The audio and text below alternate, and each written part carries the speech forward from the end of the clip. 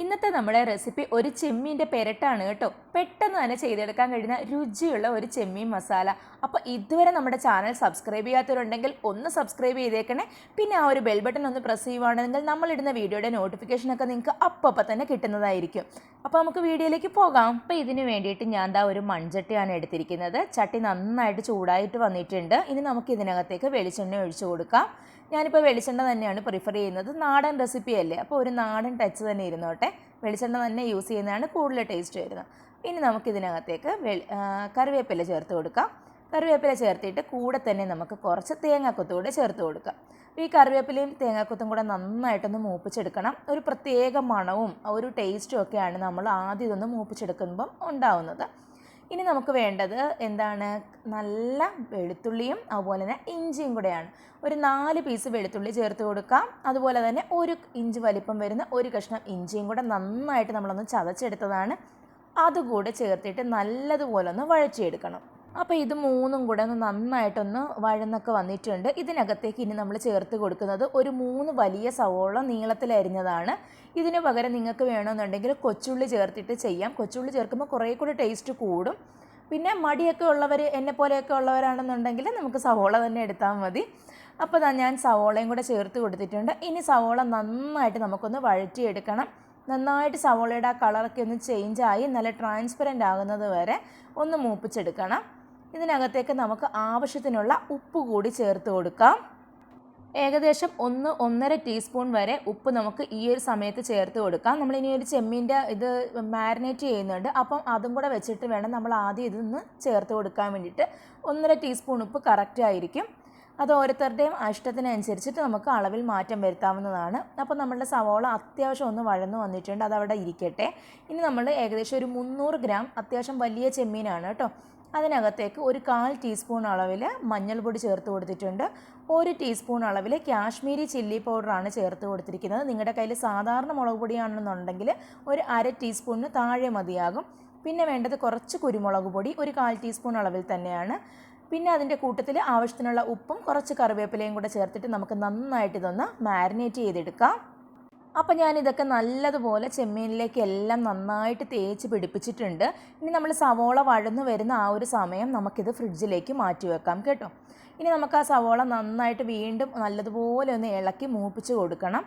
നന്നായിട്ട് മൂത്ത് വരുമ്പോഴത്തേക്കിനുമാണ് നമ്മളുടെ ആ ഒരു പെരട്ടിന് കറക്റ്റ് ഒരു ടേസ്റ്റ് വരുന്നത്. അല്ലെന്നുണ്ടെങ്കിൽ സവോള കടിക്കുമ്പോഴത്തേക്കിനും നമുക്ക് അത്രയ്ക്കൊരു ടേസ്റ്റ് ഉണ്ടാവത്തില്ല. അപ്പോൾ അതൊന്ന് എല്ലാവരും പ്രത്യേകം ശ്രദ്ധിച്ചേക്കണേ. ആവശ്യമാണെന്നുണ്ടെങ്കിൽ 1 ടീസ്പൂൺ വെളിച്ചെണ്ണ കൂടെ നമുക്ക് ഈ ഒരു സമയത്ത് ചേർത്ത് കൊടുക്കാം. അപ്പോൾ നമ്മുടെ സവോള അത്യാവശ്യം നന്നായിട്ട് ഇതെല്ലാം കൂടെ മൂത്ത് വന്നിട്ടുണ്ട്. ഇനി നമുക്കിതിനകത്തേക്ക് കുറച്ച് പൊടികളൊക്കെ ചേർത്ത് കൊടുക്കണം. അപ്പോൾ നമുക്ക് ആദ്യം തന്നെ കുറച്ച് മഞ്ഞൾപ്പൊടിയാണ് ചേർത്ത് കൊടുക്കേണ്ടത്. ഏകദേശം ഒരു 1/4 ടീസ്പൂൺ അളവിൽ നമ്മൾ മഞ്ഞൾപ്പൊടി ചേർത്ത് കൊടുത്തിട്ടുണ്ട്. കൂടെ തന്നെ ഒരു 2 ടേബിൾ സ്പൂൺ അളവിൽ മല്ലിപ്പൊടി കൂടി ചേർത്ത് കൊടുക്കാം. ടേബിൾ സ്പൂണാണ്, ടീസ്പൂൺ അല്ല, ശ്രദ്ധിച്ചേക്കണം.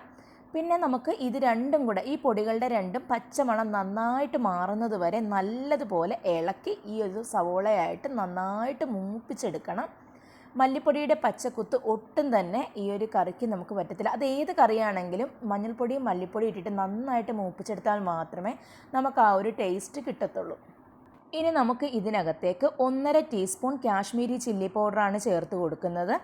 1.5 ടീസ്പൂൺ കാശ്മീരി ചില്ലി പൗഡർ എരിവ് ഒത്തിരിയൊന്നും ആകത്തില്ല, എന്നാൽ അത്യാവശ്യം സ്പൈസി ആയിട്ടുള്ള ഒരു പെരട്ട് തന്നെയാണ് കേട്ടോ ഇത്. അതുകൊണ്ട് കുറച്ചും കൂടെ, അപ്പോൾ നിങ്ങൾ എരിവ് ഇത്രയും വേണ്ടാന്നുണ്ടെങ്കിൽ നിങ്ങൾ അത്യാവശ്യം ഒന്ന് കുറച്ച് ഒരു ടേബിൾ സ്പൂൺ വരെ മതിയാകും. ഇനി എരിവ് നിങ്ങൾക്ക് ഇഷ്ടമാണെന്നുണ്ടെങ്കിൽ ഈ പറയുന്ന മെഷർമെൻറ്റ് തന്നെ ഫോളോ ചെയ്യുക. ഇനി നമുക്ക് ഇതിനകത്തേക്ക് ചേർത്ത് കൊടുക്കേണ്ടത് ചതച്ച പെരിഞ്ജീരകമാണ്. ഒരു 1/4 ടീസ്പൂൺ പെരിഞ്ജീരകം നമ്മൾ ജസ്റ്റ് ഒന്ന് കുത്തിയെടുത്തതാണ് കേട്ടോ. നമ്മൾ പൊടി ചേർക്കേണ്ട, ചതച്ച പെരിഞ്ജീരകം ചേർക്കുമ്പോഴത്തേക്കിനും ഈ ഒരു മസാലയ്ക്ക് ഒരു പ്രത്യേക ഫ്ലേവർ തന്നെയാണ് കിട്ടുന്നത്. അപ്പോൾ അങ്ങനെ തന്നെ ചേർക്കാൻ ശ്രദ്ധിക്കുക. പിന്നെ നമ്മൾ വേണ്ടത് എന്താണ്, നമ്മൾ നേരത്തെ മാരിനേറ്റ് ചെയ്ത് വെച്ചിരിക്കുന്ന ചെമ്മീൻ നമുക്ക് ഈ ഒരു മസാലയിലേക്ക് ചേർത്ത് കൊടുക്കാം. അതുകൂടെ ചേർത്തതിന് ശേഷം നന്നായിട്ട് ഇളക്കി മൂപ്പിച്ചെടുക്കണം. അപ്പോൾ ഈ സമയത്ത് നമ്മൾ കുരുമുളക് പൊടി ചേർക്കുന്നില്ല. കുരുമുളക് പൊടിയാണ് ഇതിൻ്റെ ഹൈലൈറ്റ് എന്ന് പറയുന്നത്. കുരുമുളക് പൊടിയുടെ ആ ഒരു ഫ്ലേവറാണ് ഇതിന് ഏറ്റവും കൂടുതൽ മുന്നിട്ട് നിൽക്കുന്നത് കേട്ടോ. അപ്പോൾ നമ്മൾ ചെമ്മീൻ ചേർത്തിട്ട് നന്നായിട്ടൊന്ന് പുരട്ടി എടുത്തിട്ടുണ്ട്. ഇനി അതിനകത്തേക്ക് 1 ഗ്ലാസ് അളവിൽ നല്ല ചൂടുവെള്ളം കൂടെ ചേർത്ത് കൊടുക്കണം. അത്യാവശ്യം തിളച്ച വെള്ളം തന്നെ ചേർക്കുന്നതാണ് ടേസ്റ്റ്. നമ്മുടെ മസാലയിൽ പച്ച വെള്ളം ചേർത്ത് കഴിഞ്ഞാൽ മസാലയ്ക്ക് ഒരു ടേസ്റ്റ് വ്യത്യാസം ഉണ്ടാകും. അതുകൊണ്ട് ചൂടുവെള്ളം തന്നെ ചേർത്ത് കൊടുക്കുക. ഇനി ചൂടുവെള്ളം കൂടെ ചേർത്തതിന് ശേഷം നമ്മൾ നല്ലതുപോലെ ഇതൊന്ന് മിക്സ് ചെയ്തെടുക്കണം.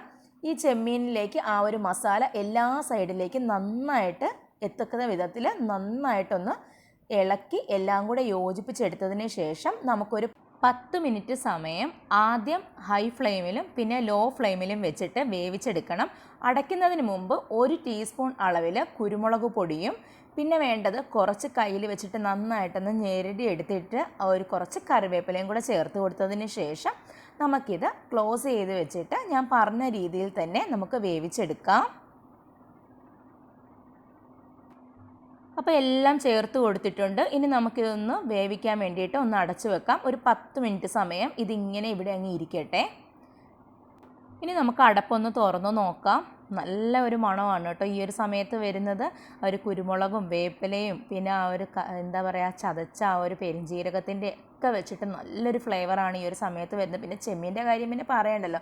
ഞാൻ എന്താ പറയുക പ്രത്യേകിച്ച് എനിക്ക് ചെമ്മീൻ ഭയങ്കര ഇഷ്ടമുള്ള സാധനമാണ്. അതുകൊണ്ട് തന്നെ ചെമ്മീൻ എന്താന്ന് പറയുന്നത് ചെമ്മീൻ കഴിക്കാൻ ഒത്തിരി ഇഷ്ടമുള്ള ഒരാളാണ്. അപ്പോൾ ചെമ്മീൻ കഴിക്കാൻ ഇഷ്ടമുള്ളവർക്കൊക്കെ ഇത് ഒരുപാട് തന്നെ ഇഷ്ടപ്പെടുന്ന ഒരു റെസിപ്പി ആയിരിക്കും കേട്ടോ. അപ്പോൾ നമ്മളിതാ അത്യാവശ്യം ഒന്ന് വെന്ത് വന്നിട്ടുണ്ട്. എന്നാലും കുറച്ചും കൂടെ ഒന്ന് പറ്റി വരണം. അപ്പോൾ അതിനെ ഒന്നും കൂടെ ഒന്ന് അടച്ചു വെച്ചിട്ടുണ്ട് ഒരു 2 മിനിറ്റും കൂടെ.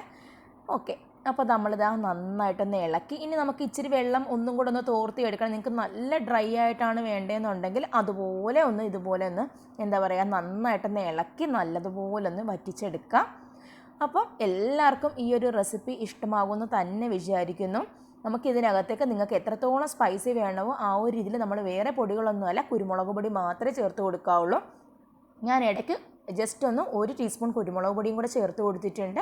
അപ്പോൾ നമ്മളിപ്പം മൊത്തം 3 ടീസ്പൂൺ മുകളിൽ കുരുമുളക് പൊടി ഈ ഒരു മസാലയിൽ തന്നെ ചേർത്തിട്ടുണ്ട് കേട്ടോ. അതുകൊണ്ട് തന്നെ നല്ല സ്പൈസിയാണ്. നിങ്ങൾക്കൊക്കെ ഒരുപാട് ഇഷ്ടപ്പെടുന്ന ആ ഒരു രീതിയിൽ തന്നെയാണ് ഈ കറി വരുന്നത്. നമുക്കിതിനകത്തേക്ക് തക്കാളി ചേർക്കേണ്ട ആവശ്യമേ ഇല്ല. എനിക്കങ്ങനെ വേണമെന്ന് തോന്നിയിട്ടേ ഇല്ല. നിങ്ങൾക്ക് ഇനി തക്കാളി ചേർക്കണം, കുറച്ച് പുളി നിങ്ങൾക്ക് ഇഷ്ടമാണ് എന്നുണ്ടെങ്കിൽ മാത്രം നിങ്ങൾക്ക് തക്കാളി ചേർത്താൽ മതി. പേഴ്സണലി ഇതാണ് നല്ലൊരു ടേസ്റ്റായിട്ട് എനിക്ക് പറയാൻ പറ്റുന്നത്. അതുകൊണ്ട് തന്നെ തക്കാളി ചേർക്കണമെന്ന് ഒരു നിർബന്ധവും ഇല്ല കേട്ടോ. അപ്പോൾ എല്ലാവരും ട്രൈ ചെയ്ത് നോക്കുക. നിങ്ങൾക്ക് ഇഷ്ടമായാൽ ലൈക്ക് ചെയ്യാനും ഷെയർ ചെയ്യാനും മറന്നു പോകരുത്. പിന്നെ ആദ്യം പറഞ്ഞതുപോലെ തന്നെ നമ്മുടെ ചാനൽ ഇതുവരെ സബ്സ്ക്രൈബ് ചെയ്യാത്തവരുണ്ടെങ്കിൽ ഒന്ന് സബ്സ്ക്രൈബ് ചെയ്യാനും മറക്കരുത്. അപ്പോൾ അടുത്ത വീഡിയോയുമായി ഉടൻ തന്നെ കാണാം. Thank you for watching.